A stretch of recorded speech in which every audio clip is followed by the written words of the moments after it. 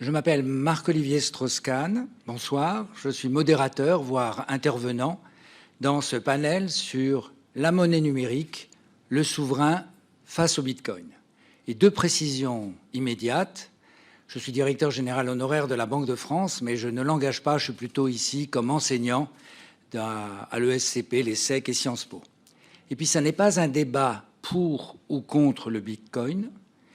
C'est face à l'irruption des cryptoactifs, on définira ce terme, et des stablecoins.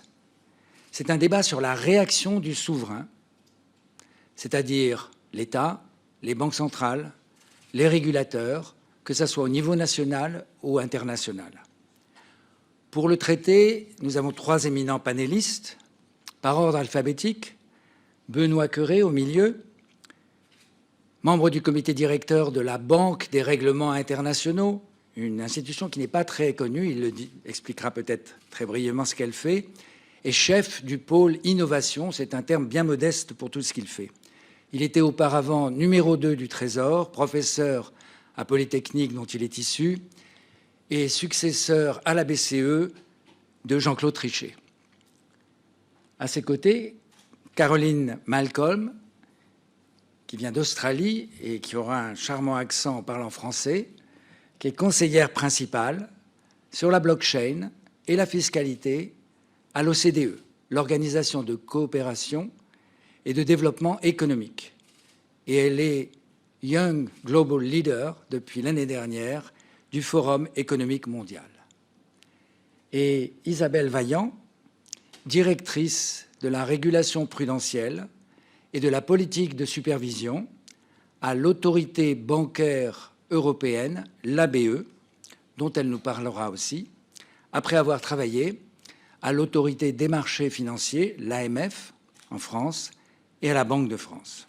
Donc trois experts au service des souverains et donc du public, que ce soit au niveau de la coopération en termes économiques, entre États à l'OCDE, financiers entre banques centrales à la BRI et de régulation du système financier à la BE. Maintenant, je vais prendre quelques minutes pour faire quelques rappels introductifs. On considère que pour être une monnaie, il faut assurer trois fonctions. Être une unité de mesure, être un moyen de paiement, qui va être le cœur du sujet, mais aussi une réserve de valeur.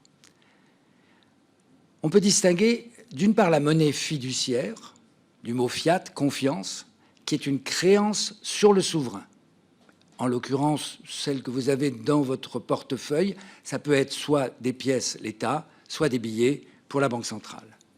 Mais il y a aussi ce qu'on appelle la monnaie scripturale, qui représente en fait 90% du stock en zone euro et qui, elle, est une créance sur les banques, mais qui, pour avoir ce privilège de créer de la monnaie, doivent être régulées et supervisées. La monnaie, c'est en effet un bien public. Aux innovations périodiques, on peut presque parler d'odyssée des espèces.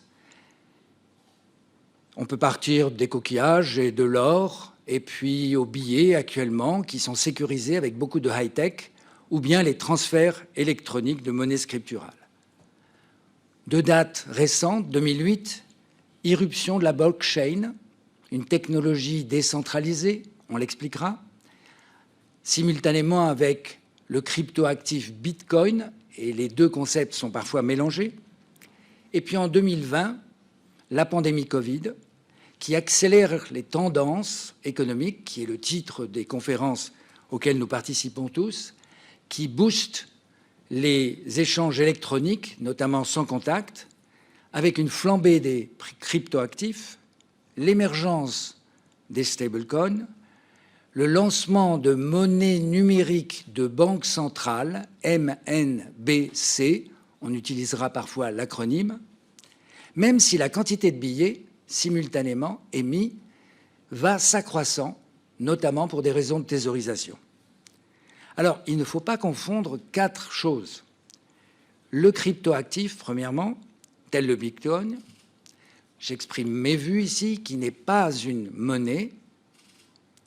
Il a une valeur trop volatile car sa production est limitée et coûteuse, ce qui fait qu'il est non extensible. Il n'a pas cette caractéristique de scalabilité, qui est un mot français, c'est-à-dire d'extensibilité, qui est essentielle pour une monnaie. Le stablecoin, un exemple connu, même s'il n'est toujours pas apparu, est le projet de Facebook, Libra ou Diem maintenant, qui a connu plusieurs avatars, c'est-à-dire un actif émis par le secteur privé, mais convertible en monnaie légale, même s'il comporte divers risques. Troisièmement, un paiement électronique amélioré, comme les cartes sans contact, qui mobilise en fait de la monnaie scripturale et donc un peu moins sûr que les billets créant sur le souverain. Et puis quatrièmement, la monnaie numérique de banque centrale qui n'existe pas encore en général. On en parlera sur des tests et des quelques exemples localisés. Une sorte de billet numérique qui est à la fois électronique, accessible à tous et émis par le souverain.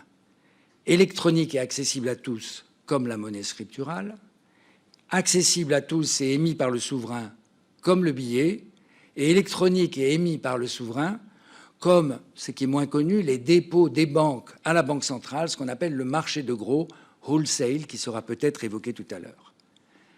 Alors, numériser l'économie, ça crée des problématiques connexes de suivi, voire de lutte contre les activités illicites, l'évasion fiscale, et donc un besoin de régulation. D'où un respect de la conformité qui va peut-être s'opposer à un respect de la vie privée et de la protection des données.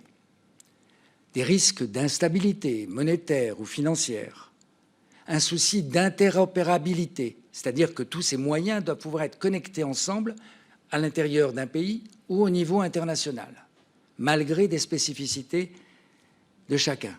Et puis, l'ampleur du partenariat privé et public, puisque vous avez vu, les cryptoactifs, c'était privé, la MNBC, c'est public, c'est généralement le secteur privé qui initie et souvent le secteur public qui s'approprie.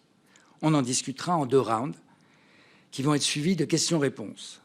D'abord, premier round, les cryptoactifs versus les MNBC, quels sont les fondements, quelles sont les différences? Et puis, deuxième round, quelles problématiques connexes pour le souverain?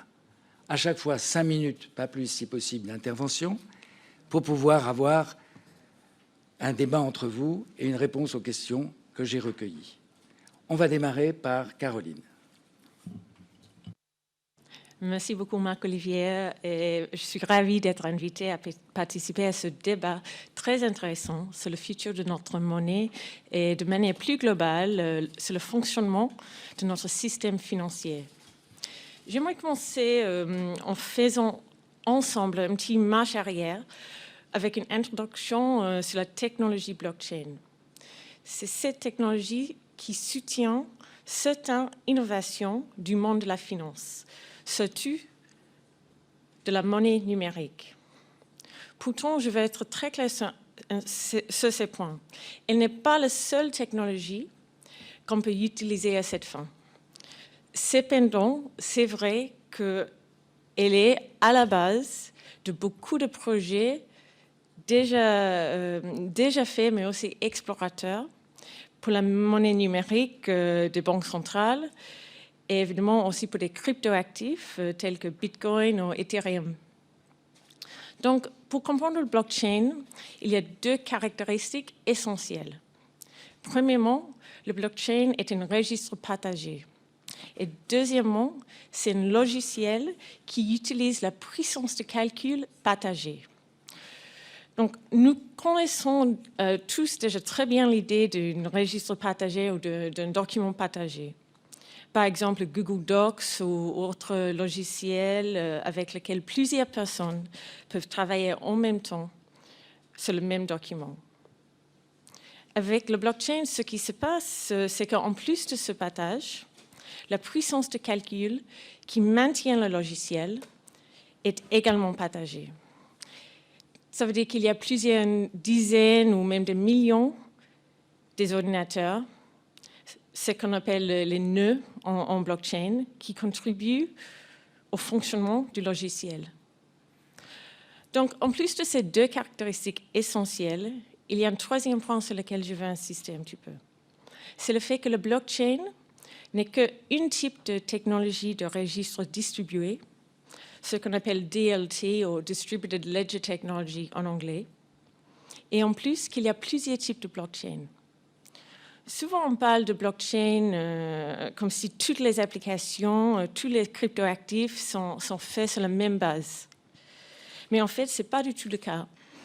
C'est vrai qu'il y a certaines caractéristiques qui sont en commun, surtout ces deux que j'évoquais tout à l'heure, le registre et la puissance de calcul partagée. Mais chaque blockchain a ses propres caractéristiques qui la rendent plus ou moins utiles pour les applications, pour les utilisations différentes. Par exemple, je note que certains types de blockchain, ceux où le protocole qu'on appelle proof of work ou la preuve de travail, sont très énergivores. Mais il y a d'autres mécanismes de consensus, comme la preuve d'enjeu, qui sont beaucoup moins. Donc, j'ai fait référence à ça comme exemple de différentes options de blockchain, car c'est une des questions les plus fréquentes soulevées lorsqu'on parle de la blockchain, c'est cette idée de le gaspillage d'énergie. Et donc, c'est très important pour comprendre qu'il y a des options plus et moins énergivores.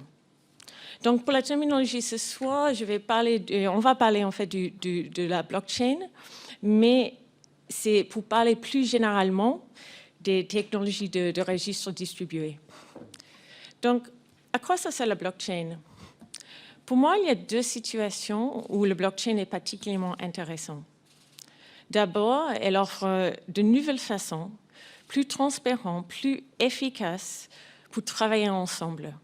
Cette idée de travailler en coopétition, c'est vraiment un mélange des idées, des mots de compétition d'un côté et de coopération de l'autre. Si on pense par exemple aux chaînes de valeur, on peut voir qu'il y a des acteurs dans ces chaînes qui doivent travailler ensemble, mais qui sont aussi des concurrents. Et donc, c'est là, par exemple, qu'il y a des utilisations, les usages le plus adaptés pour la blockchain. Mais deuxièmement, c'est le fait qu'avec la blockchain, on peut, pour la première fois, avoir le contrôle exclusif des actifs numériques. Et donc, on peut créer ce qu'on appelle l'Internet de la valeur. Ça veut dire passer de l'Internet de l'information que l'on a aujourd'hui et y ajouter l'Internet de la valeur. Et peut-être pour vous expliquer un petit peu simplement cette idée du contrôle exclusif d'un actif numérique, prenons par exemple un document en PDF que l'on transmet à un collègue. Après cet envoi, on ne peut pas savoir ce qui se passe avec ce document. Peut-être quelqu'un a fait des changements, peut-être c'était envoyé en externe ou à d'autres collègues, et ainsi de suite. Mais ceux qui ont envoyé le document au début ne savaient pas ce qui se passe avec le document. Mais avec le blockchain, on a la possibilité de tracer le document lui-même et aussi d'avoir une historique fiable de tous les changements effectués dans le document. Et cela peut s'appliquer à un document, à un actif numérique tel qu'un cryptoactif ou un jeton lié à un actif traditionnel ou bien une monnaie numérique. Et avec ça, je passe la parole à Benoît. Merci Caroline et bonsoir à tous. Et je voudrais d'abord saluer cette initiative des forums économiques. On va essayer d'être les plus clairs possible et la barre a été fixée très haut par Caroline Malcolm, dont je dois dire que l'explication de ce qu'est un blockchain était particulièrement limpide. Je voudrais commencer par dire que quand on réfléchit à l'impact de ces nouvelles technologies, en particulier le blockchain, mais pas seulement, sur la monnaie et plus généralement le secteur financier et la manière dont le secteur financier est régulé, il ne faut d'abord pas sous-estimer l'ampleur de ce qui est en train de se passer. parce qu'on ne parle pas simplement de nouveaux instruments ou de nouvelles technologies, mais on parle de changements qui peuvent changer en profondeur la manière dont le système fonctionne, la manière dont l'intermédiation financière fonctionne, et remettre en cause en particulier le rôle des banques dans l'intermédiation financière, ce qui pose des problèmes très, très, très profonds. D'autre part, il ne s'agit pas seulement de la monnaie et des paiements. La monnaie et les paiements sont d'une certaine manière à l'avant-garde de ces changements. On l'a vu avec l'introduction de Marc-Olivier. Mais on voit ces bouleversements dans d'autres dimensions. On les voit dans la manière dont les banques accordent le crédit, de plus en plus sur la base d'algorithmes, d'apprentissage automatique, de big data. On le voit aussi dans la manière dont fonctionnent les marchés financiers, avec l'apparition, par exemple, de marchés financiers qui fonctionnent sur des blockchains, à l'aide de cette technologie que Caroline Malcolm a expliquée, des marchés qu'on dit tokenized, donc jetonisés, où les représentations des actifs financiers sont échangées sur des blockchains. Et on n'est qu'au tout début de tout ça. Donc on parle de la pointe émergée d'un iceberg qu'on ne connaît pas encore tout à fait bien. Alors, pour revenir à la monnaie et les paiements, qui est le sujet de la discussion ce soir, je crois qu'il y a 3 types d'enjeux pour les pouvoirs publics. Il y a des enjeux technologiques, il y a des enjeux économiques, et il y a des enjeux, je n'hésite pas à le dire ici, politiques. Les enjeux technologiques, on a commencé à le voir avec Caroline, il y a des choix de technologie, blockchain ou pas blockchain, quel type de blockchain, parce qu'on pourrait rentrer dans cette discussion aussi.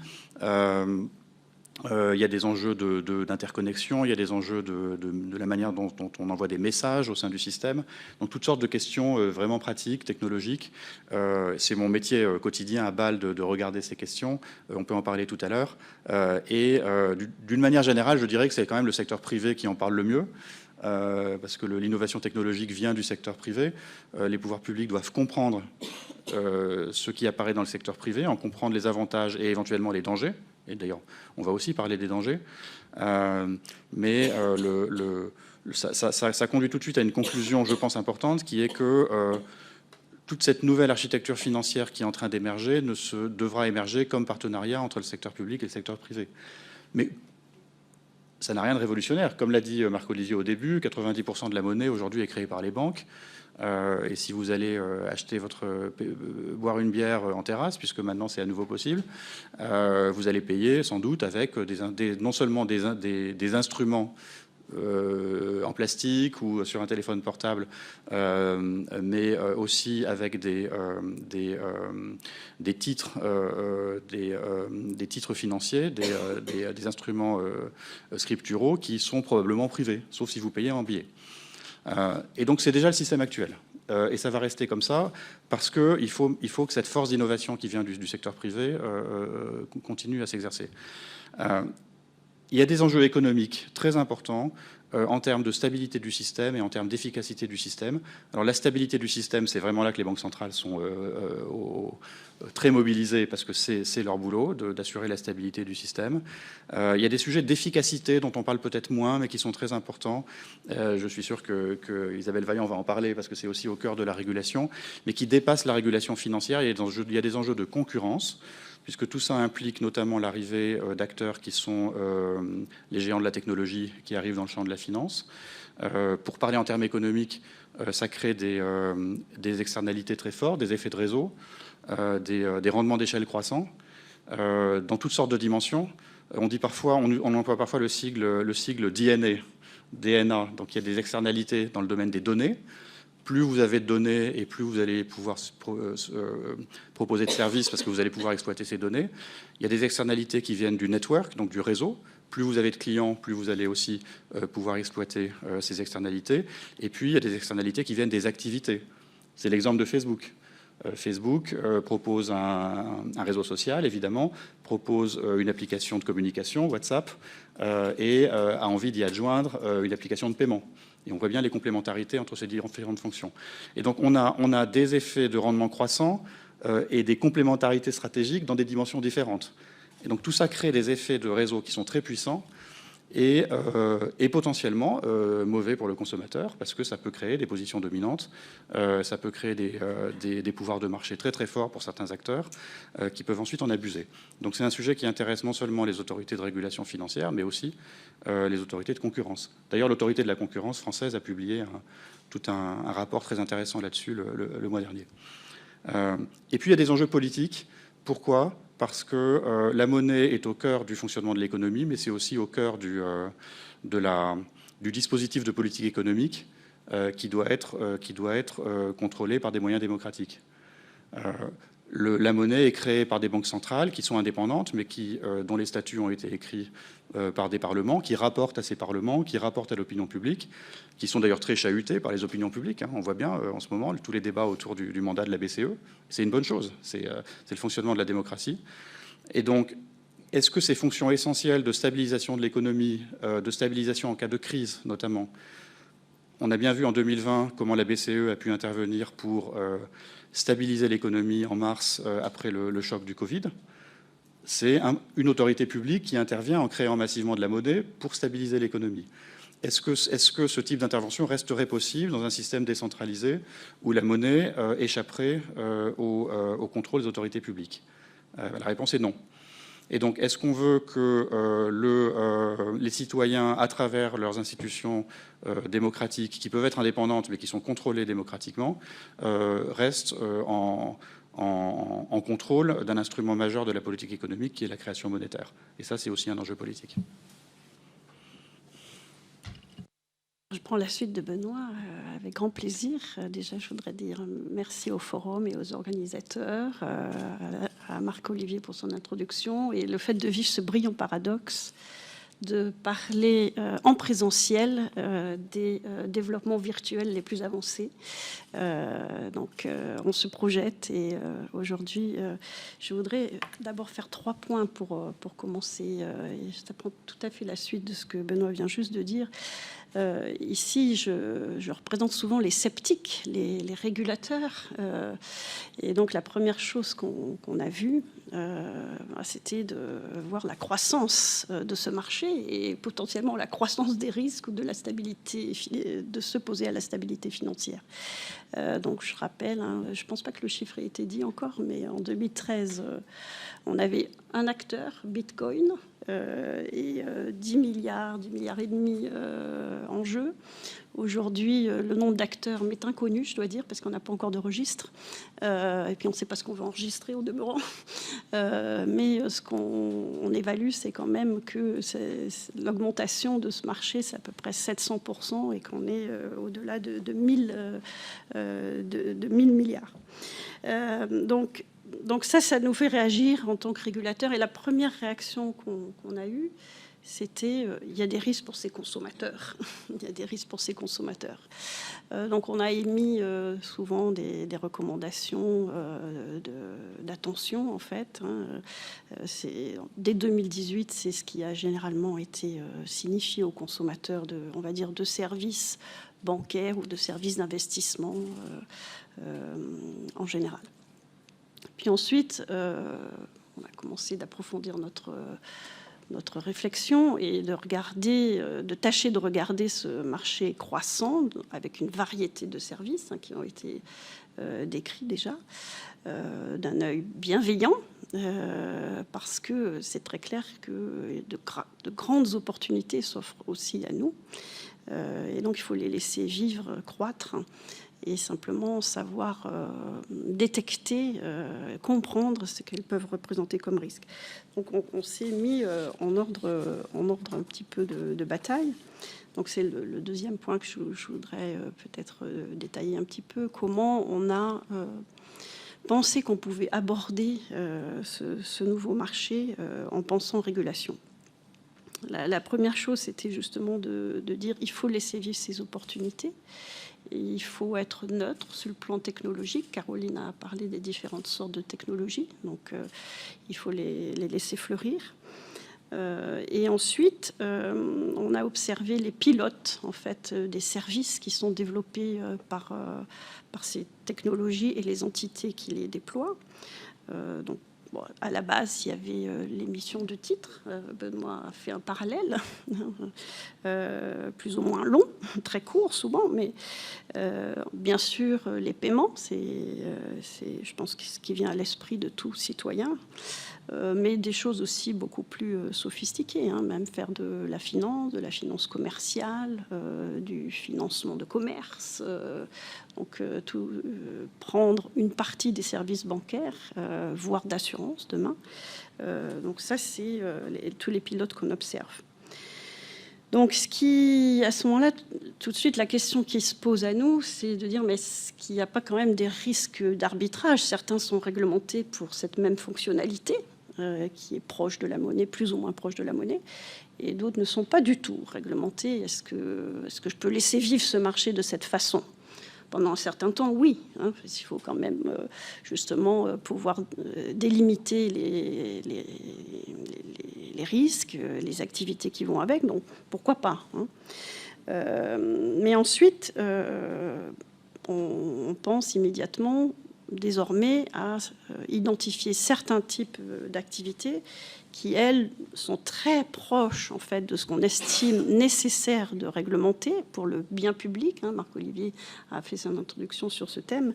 Et donc, c'est là qu'on commence déjà, en Europe en tout cas, à mettre l'accent sur certains aspects qui nous semblent devoir être protégés, hein, pour le bien public.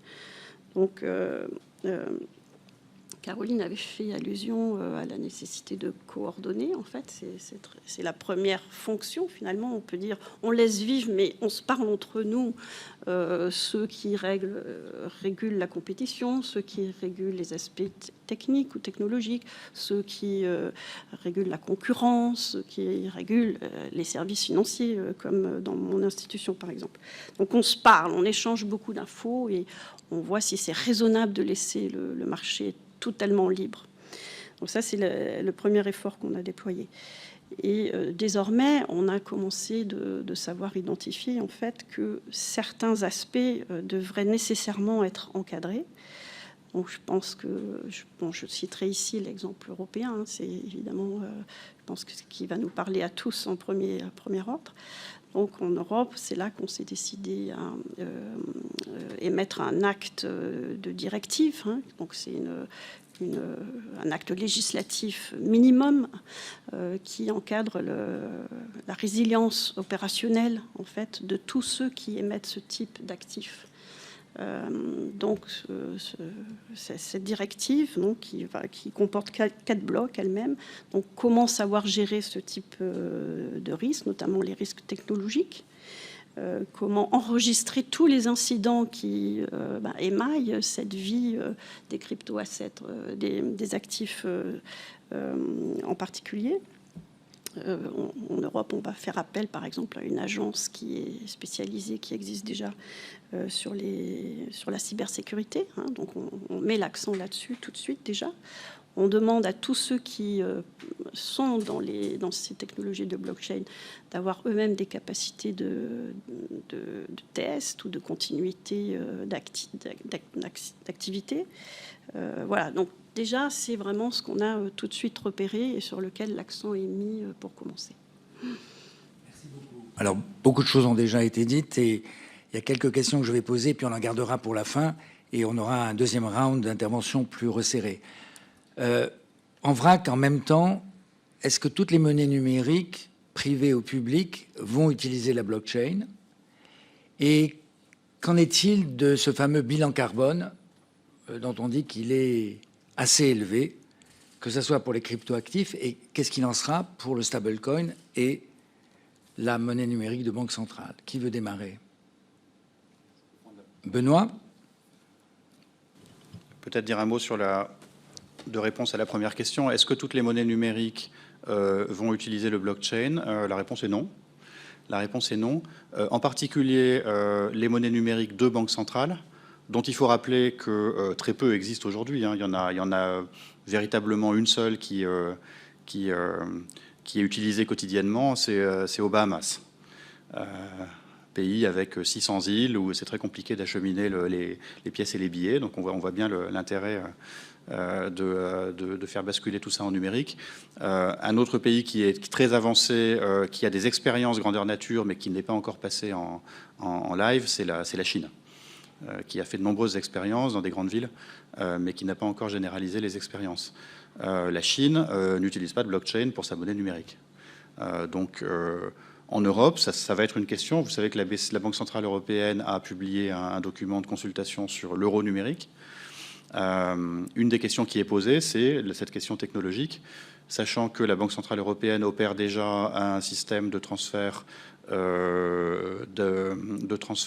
instantané qui s'appelle TIPS, qui fonctionne très très bien, qui relie toutes les banques de la zone euro et qui fait des transferts en une fraction de seconde n'importe où dans la zone euro, qui repose sur des comptes, pas sur un blockchain. Donc est-ce qu'il faut partir de là ou est-ce qu'il faut basculer sur quelque chose de nouveau ? Il y a des pour et des contre. Je ne vais pas rentrer dans le débat et puis ça sera à la BCE d'en décider. Mais clairement, le blockchain n'est pas la seule possibilité. À l'inverse, le blockchain peut être utile à des tas d'autres choses que la monnaie numérique. Et ça a été dit très bien par Isabelle Vaillant. Je pense au financement du commerce, par exemple, où là, il y a de vraies opportunités. Et aussi, peut-être une dernière remarque, c'est important pour bien balayer tout le paysage. On parle beaucoup de monnaie numérique, de banque centrale, de détail, c'est-à-dire celle qui va aller, j'ose pas dire dans les poches, parce que ça, justement, elle n'ira pas dans les poches des citoyens, elle sera sur leur téléphone portable probablement, mais celle qui pourra être utilisée par chacun d'entre nous quotidiennement, ça c'est la monnaie numérique de détail.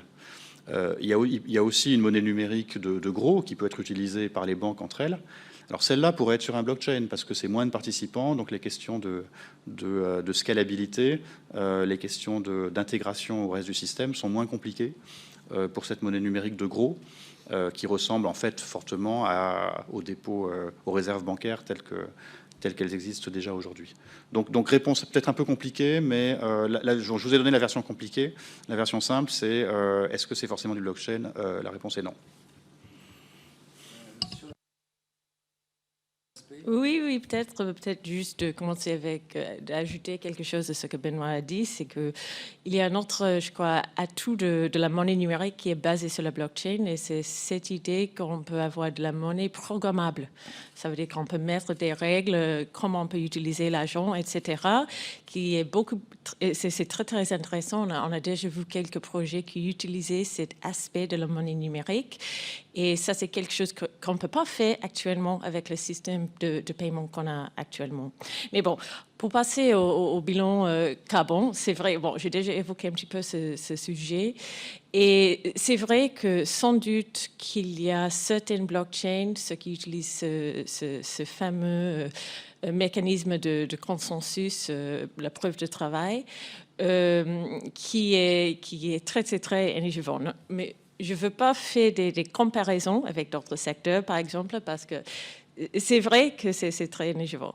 Mais en même temps, quand j'ai expliqué avant, il y a d'autres mécanismes de consensus qu'on peut utiliser qui utilisent moins d'énergie et donc qui peut être plus intéressant et mieux aligné avec ce qu'on essaie d'achever niveau changement climatique, par exemple. Et donc, je crois que bon, c'est vrai qu'il y a ce temps qui pose des problèmes niveau énergie, mais on n'est pas obligé d'utiliser ceci.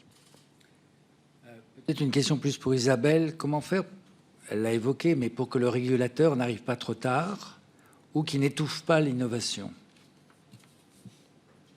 Oui, c'est tout l'équilibre, l'enjeu. Je pense que justement, échanger, c'est très important, comme un panel comme aujourd'hui. Hein. C'est comme ça qu'on voit combien l'industrie avance, en fait, et où on doit se positionner. Ce qui est très important, c'est de comprendre, en fait, je crois que c'est Caroline qui l'avait évoqué, comment cette chaîne des valeurs, qui dans notre cas est la chaîne des valeurs de services financiers régulés déjà, va se décomposer, parce que c'est très clair qu'elle se décompose. Et le périmètre, finalement, de ce qui est important pour le citoyen ou l'intérêt public va se recomposer complètement. Hein. Je donne un exemple. Par exemple, si on part en effet, par exemple, du financement du commerce, qui octroie et sur quel fonds et comment c'est financé, hein, parce qu'on a l'habitude dans le bancaire de financer par les dépôts du public ce qu'on entend protéger. Ici, on ne sait pas si ce sont des dépôts derrière, en fait. Mais il faut que le citoyen soit vraiment informé, en fait, de comment, quels sont ses objectifs, ses intentions, son horizon de temps, et donc cette décomposition des valeurs, c'est ça qu'il faut, par l'échange, comprendre et voir comment l'industrie va recomposer, en fait, son cycle d'affaires. Il reste une quinzaine de minutes pour faire le deuxième round, donc les interventions vont être beaucoup plus ciblées, 2-3 minutes pour qu'on puisse faire quelques questions. On redémarre par Caroline, peut-être sur les aspects fiscaux, l'évasion, les... Oui, peut-être. Bon, je veux en fait, en ce qui concerne les problématiques connexes, j'aimerais en fait évoquer deux en particulier. D'abord, c'est la question de comment peut-on maintenir l'anonymat de nos transactions avec la monnaie numérique, telle qu'on a avec l'argent en espèces. Mais en même temps, il faut évidemment éviter que la monnaie numérique soit utilisée aux fins illicites et en particulier en appliquant les normes contre le blanchiment de capitaux et le financement du terrorisme. Donc, pour moi aussi, cette question soulève une autre question qui est encore plus grande et plus importante, et ça, c'est celle du droit d'accès en général aux données créées par un système de monnaie numérique. C'est une problématique citoyenne, évidemment, qu'on est très important actuellement en Europe. Et donc, dans le contexte de la monnaie numérique, soit une monnaie publique, soit une monnaie privée, la question est de déterminer et mettre des règles en place pour décider qui va avoir le droit d'avoir accès et pour quelles raisons aux données concernant qui vous êtes, mais aussi à qui vous envoyez de l'argent, à quelle fréquence, pour quels produits et quels services. Parce que le niveau de données qu'on va avoir avec une monnaie numérique est vraiment énorme, donc il faut réfléchir beaucoup à ces questions en avance pour décider pour notre société qui sont les règles qu'on veut pour cette question importante. Et pour moi, le deuxième point sociétal très important, c'est la question de l'interopérabilité. C'est-à-dire, c'est comment un système de monnaie numérique peut interagir avec d'autres systèmes de monnaie numérique, ou même avec le réseau de paiement actuel. Donc, si on pense au niveau mondial, si on a plusieurs banques centrales qui a décidé d'adopter le propre monnaie numérique, comment on fait pour que ces systèmes puissent parler entre eux pour rendre plus facile, par exemple, la capacité de passer des euros au dollar américain? Mais il y a une autre question pour moi qui est importante liée à l'interopérabilité concernant l'infrastructure de monnaie numérique, telle que le portefeuille numérique.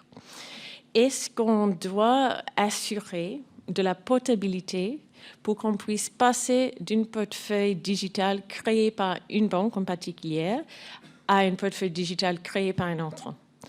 Et donc, pour moi, nous avons vraiment, avec la création d'une monnaie numérique, la possibilité de vraiment regarder ce qu'on a fait avec l'Internet, ce qu'on a créé avec ces jardins clôturés, et vraiment réfléchir si ça, c'est le système qu'on veut pour notre monnaie, pour l'avenir aussi. Parce que sinon, on aura le choix de créer un système qui est peut-être plus adapté à nos besoins et nos valeurs, et peut-être, par exemple, concernant la concurrence qu'on a déjà évoquée, vraiment ouvrir la concurrence aux marchés digitaux aussi. Benoît, interopérabilité, coopération internationale. Oui, je vais revenir sur la question de l'interopérabilité qui est effectivement très importante et qui a deux dimensions. On parle d'interopérabilité entre les systèmes publics et privés, mais aussi entre les systèmes qui vont apparaître dans différents pays. Donc, il y a la dimension internationale. Donc c'est là que la BRI rentre en scène, parce que la BRI est une très vieille dame qui a été créée en 1930 pour aider les banques centrales à travailler entre elles, finalement, c'est à ça qu'on sert, hein, à Bâle. Le pôle d'innovation dont je m'occupe sert précisément à rassembler les banques centrales pour les aider à travailler sur tous les sujets dont on vient de parler, et sur d'autres aussi, dont on n'a pas le temps de parler, mais qui sont passionnants aussi, comme par exemple la technologie au service de la finance verte. Parce que sans manière nouvelle de rassembler les données, de les analyser, on n'arrivera jamais à réaliser les objectifs des nomenclatures et des classifications vertes et brunes qui sont en train d'être développées aujourd'hui. Donc la technologie sera très utile. Mais pour revenir à la monnaie numérique, la bonne manière de regarder ça, c'est d'une part d'expérimenter, parce qu'on n'est pas sûr, hein, de toutes ces technologies. Elles sont, le secteur privé lui-même est en pleine évolution. Et donc, si on veut comprendre, et si on veut que les régulateurs puissent faire les bonnes recommandations, il faut les aider à comprendre comment ça marche. Donc ça, c'est notre boulot. Et donc, on expérimente. Donc, pour donner un exemple d'interopérabilité publique-privée, on a un projet avec la Banque nationale suisse qui s'appelle Helvetia, qui consiste à prendre une plateforme sur un blockchain, en l'occurrence, de négoce de titres financiers, donc des obligations qui sont représentées sous forme de jetons sur un blockchain. Et la question, donc ça, c'est pas nous, ça c'est la bourse de Zurich et la Banque nationale suisse. La question qu'on se pose, nous, c'est comment est-ce qu'on amène de la monnaie centrale sur cette plateforme pour que ces titres puissent être réglés, pour que la jambe cash, comme on dit, de ces transactions, le règlement en espèces, puisse se faire avec de la monnaie banque centrale sur un blockchain. Comment est-ce qu'on amène la monnaie banque centrale sur le blockchain? Alors tout ça, c'est sur notre site internet. On a des vidéos et des graphiques. C'est assez sympa à voir. Je pense assez clair. Et ça marche. Et donc on avance assez vite pour comprendre comment on peut brancher ces différents dispositifs les uns sur les autres, pour que les banques centrales puissent continuer à faire ce qu'elles ont à faire, c'est-à-dire pouvoir alimenter en liquidité et assurer la stabilité de toutes ces infrastructures financières. Et puis la dimension internationale est évidemment clé. Il y a une dimension de standardisation. Il faudra réfléchir aux standards techniques qui permettent à ces différentes infrastructures de fonctionner. Il y a déjà des standards dans les paiements, hein. Il y a un nouveau standard ISO 2022 qui est en train d'être déployé, qui peut être très utile, mais on aura peut-être besoin de nouveaux standards. Et puis, il y a différentes architectures pour connecter ces différentes plateformes de paiement ou plateformes de monnaie numérique. Est-ce qu'on veut simplement avoir des plateformes qui peuvent être toutes accessibles aux mêmes acteurs privés, et puis on va laisser les acteurs privés se connecter au dollar numérique, à l'euro numérique, et assurer la fluidité internationale parce qu'ils auront pu se connecter à ces différentes plateformes? Ou est-ce qu'on veut créer des plateformes publiques où on pourra échanger des monnaies numériques de banque centrale multiples sur une même plateforme? Et qui doit les opérer? Donc aucune décision n'est prise sur ces questions, mais il faut expérimenter. Donc juste à titre d'exemple, on a un très beau projet à Hong Kong qui s'appelle le MCBDC Bridge. Donc c'est un pont avec des MNBC multiples qui est entre l'autorité monétaire de Hong Kong, la Banque centrale de Thaïlande et maintenant la BRI, et la Banque centrale de Chine et la Banque centrale des Émirats arabes unis. Et on travaille tous ensemble pour créer le prototype d'une plateforme qui permettra d'échanger des monnaies numériques pour comprendre aussi quels sont les prérequis en matière de standardisation. Et puis il y a un dernier prérequis qui va être très important, qui sera l'identité numérique. Parce que si on veut accéder à ces plateformes, il faut pouvoir dire qui on est. Aussi d'ailleurs pour pouvoir identifier les transactions illicites et suivre les transactions. Ça pose des questions technologiques, mais évidemment aussi des questions citoyennes très importantes. Quel type d'identité numérique on veut en Europe? Je crois que la Commission y travaille. Hein. Thierry Breton est en train de faire des propositions sur le sujet. Et les choix seront différents dans les différents pays, parce que les préférences en matière de protection des données privées, en matière d'intervention publique, seront différentes en Europe, en Asie, en Amérique. Et ça, c'est légitime. Mais comment est-ce qu'on fait fonctionner un système international sur la base de préférences qui sont aussi différentes? Question ouverte. Isabelle. Alors, tout d'abord, je voudrais souligner juste en piquant ce qui a été évoqué par Caroline et Benoît, qu'il y a ces formidables opportunités, y compris pour le régulateur. Elles sont tout de suite apparentes, parce que grâce à ces nouvelles technologies, on peut avoir beaucoup plus d'informations toutes tracées. Or, ça, par exemple, ça peut solutionner malgré tout le problème sur le blanchiment, hein, ou la lutte contre le terrorisme, parce que au jour d'aujourd'hui, on essaye de monter des bases de données très compliquées avec des réglementations approximatives. Donc là, non, on aura tout ça. Et pareil pour le financement d'une économie plus verte. Hein. Là aussi, on s'arrache les cheveux pour que on pousse à ce que ça soit fait. Et là, on aura des technologies qui seront vraiment d'excellents supports. Donc tout ça, c'est les côtés très très positifs, y compris pour le régulateur. Alors ensuite, pour moi qui traque, on va dire, le flux financier et la stabilité, la sécurité liée à ces flux financiers. Après, donc, l'aspect résilience technologique des entités, ce qui va nous importer, c'est de garantir la stabilité pour les détenteurs, en fait, hein, de ces actifs ou de ces monnaies. Donc, les premières conditions en fait auxquelles on pense pour assurer ça, pour le bon usage en fait de ces actifs et de ces monnaies, c'est la première chose, c'est en fait que par analogie avec ce qu'on connaît déjà, donc Benoît a parlé par exemple des actifs jetons, j'ai pris la traduction française, hein, donc les token assets. Bon, alors ça, on sait ce que c'est parce que dessous, on connaît ce que ça représente, donc on se dit que par une approche de transparence, on va y arriver. Bon, ça nous paraît déjà un petit peu plus tranquille. Sinon, l'autre séparation qui nous paraît la plus naturelle, c'est de savoir si, peut-être par les protocoles qui sont associés au consensus, il y a des mécanismes dits de stabilisation. Et on va analyser la robustesse de ces protocoles. Hein. Qui s'engage à payer quoi? À quel moment? Hein, est-ce que c'est l'ensemble de la communauté, une partie de la communauté fragmentée? Hein, il y a toutes sortes de... C'est les 50 nuances de gris, c'est très clair. Mais donc on va regarder la robustesse de ce mécanisme de stabilité. De stabilisation, pardon. Et ensuite, Benoît a parlé de l'interopérabilité, mais à la fin des fins, c'est quel est le mécanisme de settlement, en fait. Hein, donc, comment la livraison s'effectue à la fin des fins et comment, finalement, l'argent, pour reprendre un peu ce terme familier, parvient et là où il est destiné d'être, donc en forme de paiement, ou comment sa valeur, sa réserve, sa valeur de réserve est assurée. En fait, donc c'est cet aspect qu'on regarde.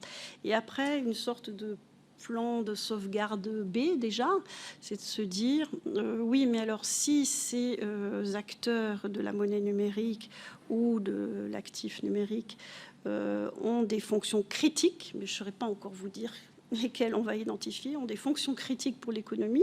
Bon, bien sûr, la monnaie centrale, ça déjà à part. À ce moment-là, sans doute qu'il faudra une supervision et une protection à élaborer. Mais c'est seulement les premières pensées. Alors, il va rester 1 minute à chacun pour traiter un des 3 risques que je vais citer, mais je vois un peu qui va faire quoi. Le risque de cybersécurité, si tout est électronique, le risque pour les banques, si la Banque centrale se met à se substituer à eux, ce qui ne doit pas être le cas, et puis revenir sur le risque géopolitique, cette crainte de domination, que ce soit de Facebook ou de la Chine. Cybersécurité.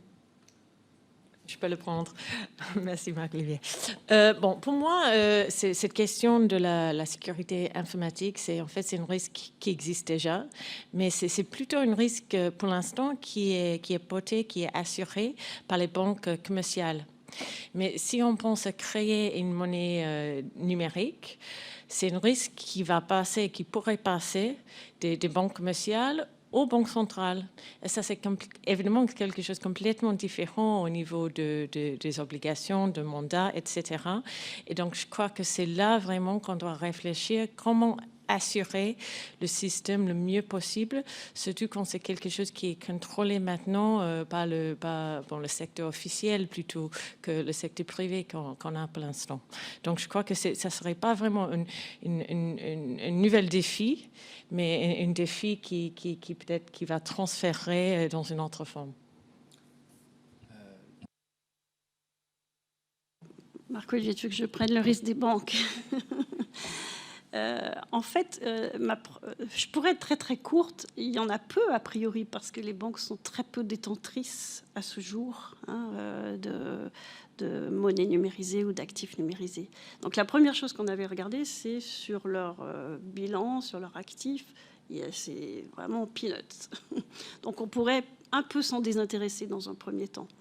Mais en fait, ce n'est pas ce qui est à l'actif qui est important, c'est au contraire les relations qui sont développées dans cette décomposition de la chaîne de valeur et dans le hors-bilan, si on pourrait dire. Donc on s'intéresse désormais surtout aux liens entre les banques et le shadow banking, donc c'est ça qui va nous importer. Après, ce qui est intéressant, c'est de voir comment, l'exemple du mois dernier, par exemple, JP Morgan, qui a développé lui-même ses plateformes en fait, de trading, donc par le biais du trading et des banques d'investissement, sans doute, on va aussi voir ça plus directement en fait, dans les portefeuilles bancaires. Donc à ce moment-là, le réflexe, c'est d'analyser, comme je le disais tout à l'heure, les relations précises en fait, de ces établissements bancaires avec les services liés aux crypto-monnaies ou aux crypto-actifs et d'arriver de décomposer. La première chose qui va sans doute marquer le secteur bancaire en risque direct, c'est ce risque dit de contrepartie, quand elle travaille avec, on va dire, les opérateurs de ces monnaies, parce qu'il faut connaître le protocole et savoir qui paiera quoi à la fin. Et donc, c'est ça tout le premier enjeu pour elle. Pour Benoît, peut-être sur plus que la souveraineté. Je crois que le sujet majeur pour les politiques publiques, c'est plus le rôle qu'on veut donner aux géants de la technologie que la concurrence géopolitique.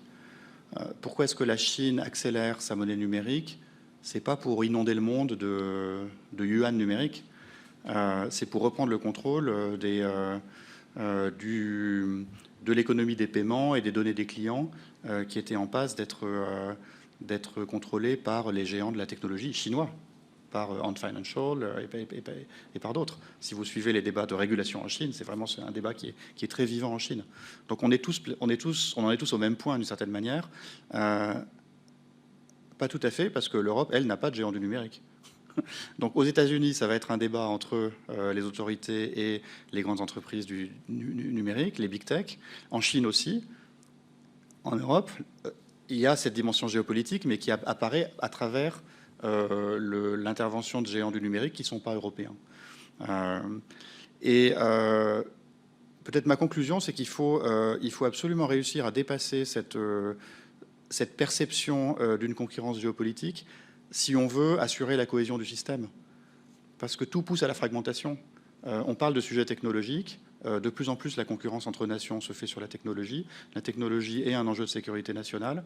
Et donc, la ligne de plus grande pente, ça va être une concurrence entre nations aussi sur ces sujets-là. Or, le fonctionnement et la stabilité du système monétaire international dépend de la bonne coopération entre États sur ces questions de paiement et sur ces questions de monnaie numérique. Aujourd'hui, elle a lieu. Le G20, notamment, est très mobilisé sur les questions des paiements internationaux. Et c'est une très bonne chose. Il y a un plan d'action qui va être, dont les premiers résultats seront discutés à l'automne. Mais il y a toutes sortes de tentations d'un repli sur soi pour des raisons de sécurité nationale. Donc il faut arriver à dépasser ça et à continuer à travailler ensemble. Coopération, ce sera le mot de la fin, en remerciant aussi les forums économiques de la Sorbonne et les panélistes. Au revoir, merci.